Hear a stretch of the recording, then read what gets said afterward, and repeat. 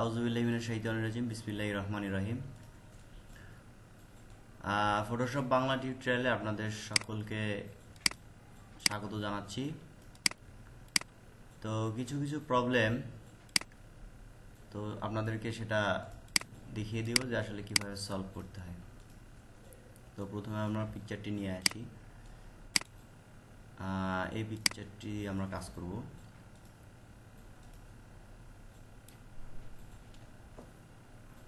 তো আমরা পিকচারটিকে একটু জুম করি,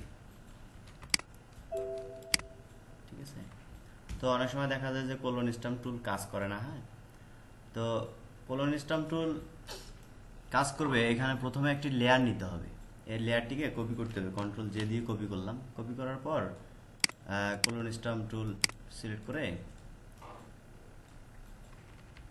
একটু বড় করে নিই। ওয়ালটার ধরে কপি করতে হবে।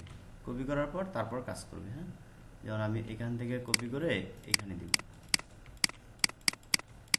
ওয়ালটার ধরে ধরে কপি করে তারপর দিতে হবে, তা না হলে কাজ করবে না। ঠিক আছে, এইভাবে কাজ করতে হবে। তারপরে আরও কিছু প্রবলেম আছে, যে এখানে যেমন স্পট হেলিং ব্রাশ টুল,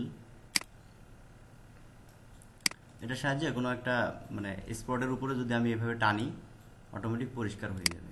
হ্যাঁ, ঠিক আছে, এইভাবে। কিন্তু আমাদের প্রথমে মনে রাখতে হবে যে সব কাজের জন্য যে ব্যাকগ্রাউন্ড যে লক করা লেয়ারটি আছে, সেই লেয়ারটি নিচেই থাকবে, কিন্তু একটি লেয়ার আমরা কপি করে নিব। ঠিক আছে। আর তারপর আছে কি স্পট হেলিং ব্রাশ টুল। এই ব্রাশটি অনেকে কাজ করে না, কিন্তু এটার সিস্টেম হচ্ছে যে এটা দিয়ে প্রথমে ক্লোন স্টাম্প টুলের মতো কপি করতে হবে। কপি করে নিয়ে মারতে হবে, তাহলে কাজ করবে।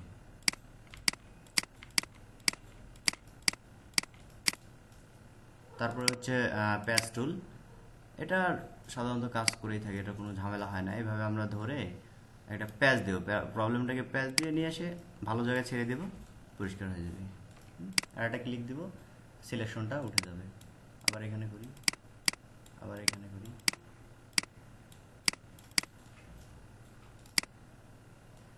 তো এই ছিল আজকের প্রবলেম সলভের। তো ঠিক আছে, সকলে ভালো থাকবেন। আল্লাহ হাফিজ।